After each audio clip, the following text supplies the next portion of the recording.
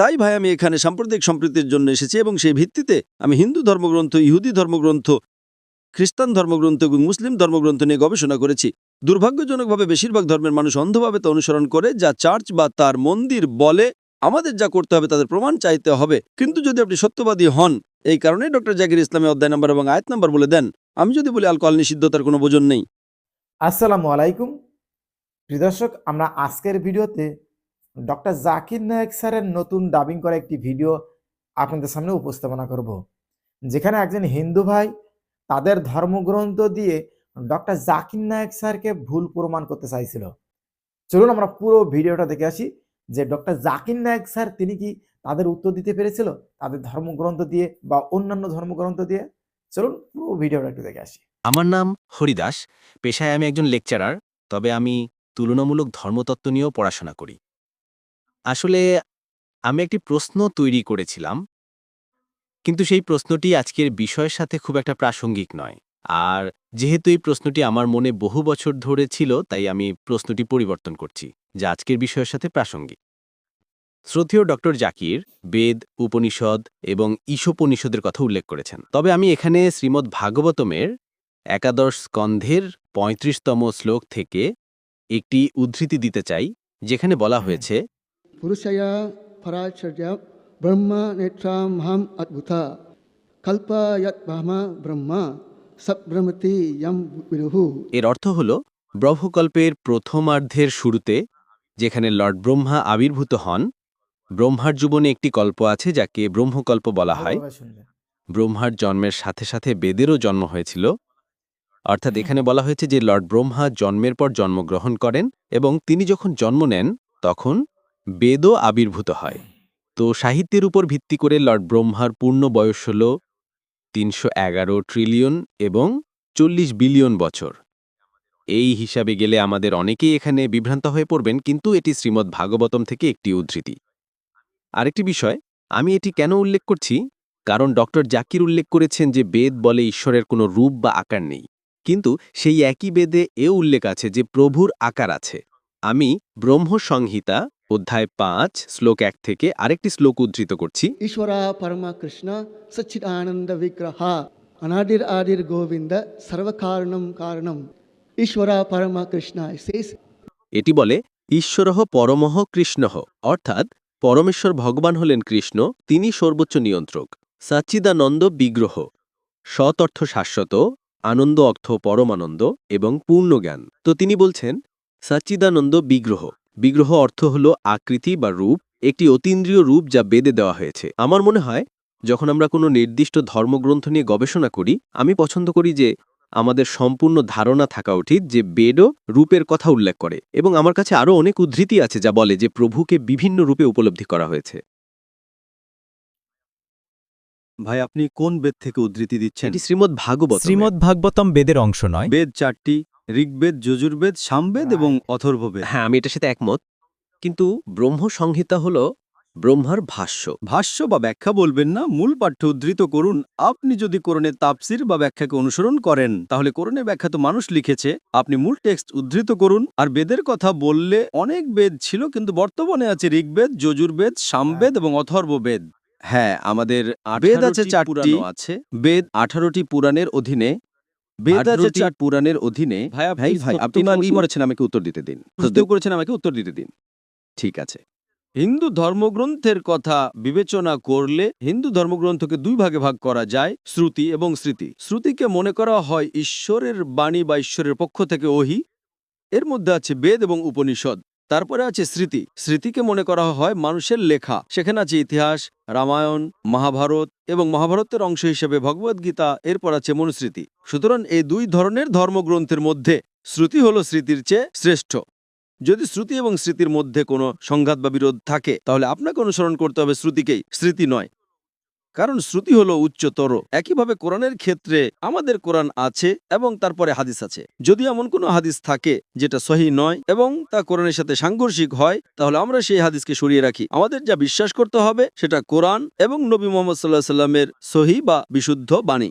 কিছু জিনিস আছে যা মানুষ বিকৃত করেছে, তাই যখন এমন বিকৃত হাদিস আসে আমরা কি করি? আমরা তা প্রত্যাখ্যান করি। এখন আপনাকে আমি বেদ থেকে উদ্ধৃতি দিচ্ছি। বেদ হলো সর্বোচ্চ, কোনো স্মৃতি বেদের বিরুদ্ধে যেতে পারে না। যদি এটা বেদের বিরুদ্ধে যায় তাহলে আমরা স্মৃতিকে প্রত্যাখ্যান করি এবং শ্রুতিকে অনুসরণ করি। এটা আমি হিন্দু পণ্ডিতদের কথা বলছি। বেদের কথা বললে বেদ বলে, যদি আপনি আর্য সমাজের প্রতিষ্ঠাতা দয়ানন্দ সরস্বতীর লেখা পড়েন তাহলে বেদে শুধুমাত্র সেই ঈশ্বরের কথা বলা হয়েছে যার কোনো প্রতিভা বা ছবি নেই। আমি জানি মনুস্মৃতির এবং ইতিহাস যেমন অন্যান্য ধর্মগ্রন্থ আছে যেখানে ঈশ্বরের প্রতিমা থাকার কথা বলা হয়েছে, কিন্তু একটি নিম্নমানের ধর্মগ্রন্থ কখনোই উচ্চমানের ধর্মগ্রন্থের উপর প্রাধান্য পেতে পারে না। যখন বিরোধ দেখা দেয় তখন আপনাকে সর্বোচ্চ ধর্মগ্রন্থটাই অনুসরণ করতে হবে। সেই কারণে আপনাকে বেদ উদ্ধৃত করেছি। তাই যদি আপনি আমাকে এমন কোনো বই থেকে উদ্ধৃতি দেন যেটা স্মৃতি, তাহলে সেটা শ্রুতির উপরে প্রাধান্য পাবে না। Point number 1।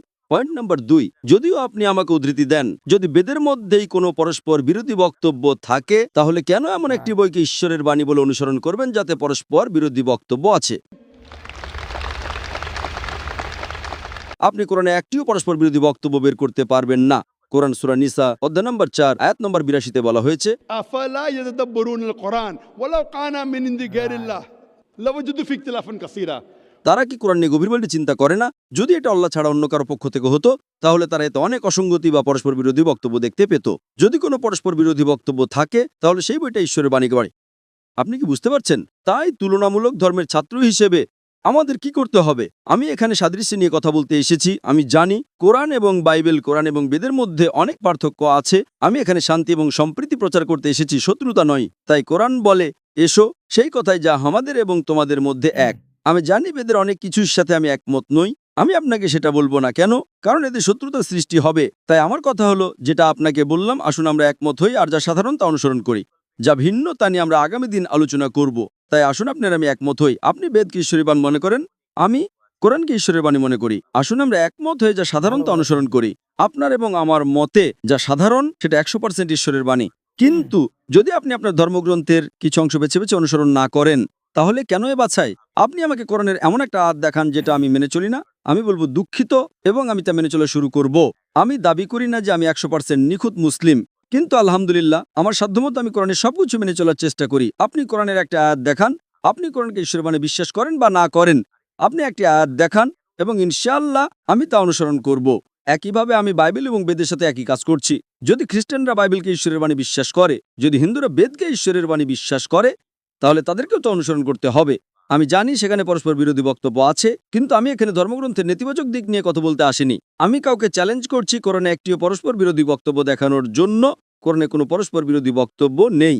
বেদের বয়সের কথা বললে স্বামী দয়ানন্দ সরস্বতীর মতে বেদের বয়স 1310 মিলিয়ন, কিন্তু বর্তমানে হিন্দু ধর্মের বেশিরভাগ পণ্ডিতই বলেন বেদের বয়স আনুমানিক 4000 বছর। বর্তমানে পণ্ডিতরা বলেন যে আমরা জানি না বেদ কার কাছে অবতীর্ণ হয়েছিল, পৃথিবীর কোন অংশে এটা প্রথমে এসেছিল। কোরআনের ক্ষেত্রে সবকিছু প্রমাণ সহ আছে। তবুও পণ্ডিতরা বিশ্বাস করেন, যদিও আমরা বেদের ঠিক বয়স জানি না, যদিও আমরা জানি না পৃথিবীর কোন অংশে এটা প্রথম এসেছিল, যদিও আমরা জানি না কোন পর্যায়ে এটা এসেছিল, তবুও হিন্দুরা সামগ্রিকভাবে বেদকে সবচেয়ে পবিত্র বলে বিশ্বাস করে, কারণ তারা বিশ্বাস করে। তাই আমি এটা সম্মান করি। আমি হয়তো এর সবকিছুর সাথে একমত হতে পারি না, কিন্তু যেহেতু আমি সম্মান করি, আমি সাধারণ বিষয়গুলো বের করার চেষ্টা করি। তাই যেমনটি আপনাকে বললাম, বেদ সেই ঈশ্বরের কথা বলে যার কোনো প্রতিমা বা ছবি নেই। উপনিষদে সে কথা বলে, বেদও সে কথা বলে। তাই যদি আপনি আমাকে এমন কোনো ধর্মগ্রন্থে এনে দেন যেটা নিম্নমানের, যা এর সাথে সাংঘর্ষিক নয়, তাহলে সেটা বেদের উপর প্রাধান্য পাবে না। আর যদি আপনি আমাকে বলেন যে বেদে এমন শ্লোক আছে যা মূর্তি পূজার কথা বলে, তাহলে সেখানে পরস্পর বিরোধী বক্তব্য আছে।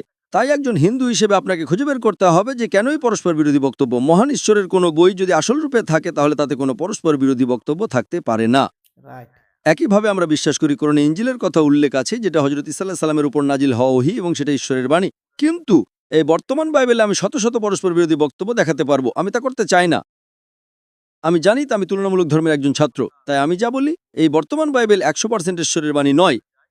এটা একটা মিশ্রণ।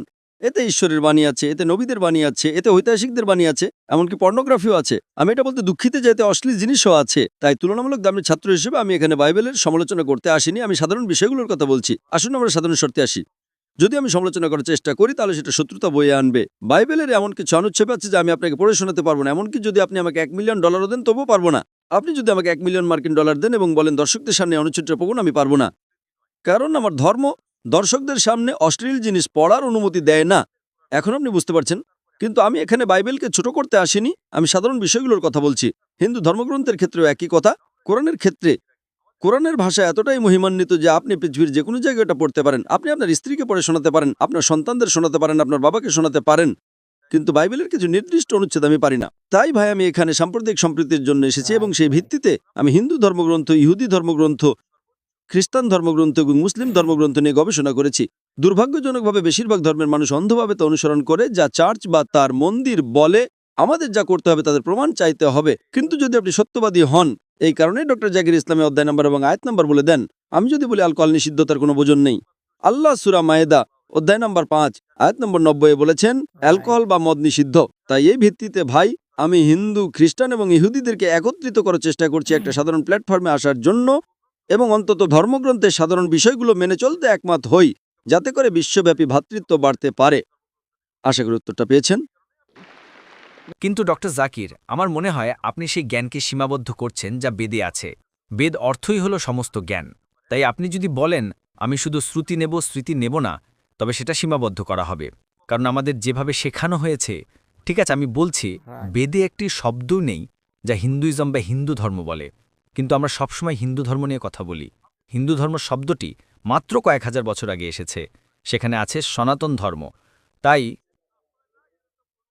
আমি দেখছি আপনি প্রশ্ন করছেন, আমি উত্তর দেব, কিন্তু প্রতিটি প্রশ্নের উত্তরের প্রয়োজন হয় আমরা কয়েক মিনিট সময় নেব। আমি বলছি না যে স্মৃতি অনুসরণ করবেন না, কিন্তু যদি স্মৃতি এবং শ্রুতির মধ্যে কোনো বিরোধ থাকে তবে স্মৃতির গুরুত্ব বা ওজন বেশি। উদাহরণস্বরূপ আপনি এমন একজন ডাক্তারের কাছে গেলেন যিনি একজন বিশেষজ্ঞ হার্ট স্পেশালিস্ট, যিনি কার্ডিওলজিতে ডিএম করেছেন, এবং একজন সাধারণ চিকিৎসক এমবিবিএস যিনি হার্টের খাবার নিয়ে কথা বলছেন। আপনি কাকে বিশ্বাস করবেন? ধরুন আপনার মায়ের হার্ট অ্যাটাক হয়েছে, এমবিবিএস এমডির পর ডিএম, কার্ডিওলজিতে তার ডিএম আছে। এখন আপনি কি তাকে অনুসরণ করবেন নাকি হার্টের বিশেষজ্ঞজন এমবিবিএস ডাক্তারকে অনুসরণ করবেন? ধরুন আপনার মায়ের হার্টের সমস্যা আছে, আপনি কাকে অনুসরণ করবেন? যার উপর আমার বিশ্বাস বা আস্থা আছে। একজন যৌক্তিক ব্যক্তির হিসেবে কার উপর বেশি আস্থা থাকবে, একজন হার্ট স্পেশালিস্ট ডিএম নাকি একজন এমবিবিএস ডাক্তার?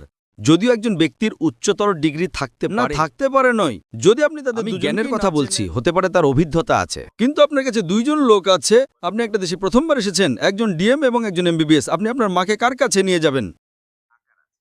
Heart specialist. সঠিক। তো একইভাবে যখন শ্রুতি এবং স্মৃতির মধ্যে বিরোধ দেখা দেবে তখন আপনাকে শ্রুতি অনুসরণ করতে হবে। এটা হিন্দু পণ্ডিতরা বলছে, আমি বা পৃথিবীর কোনো অন্য কেউ নয়। তাই আপনাকে বলতে হবে যে হিন্দু পণ্ডিতরা ভুল।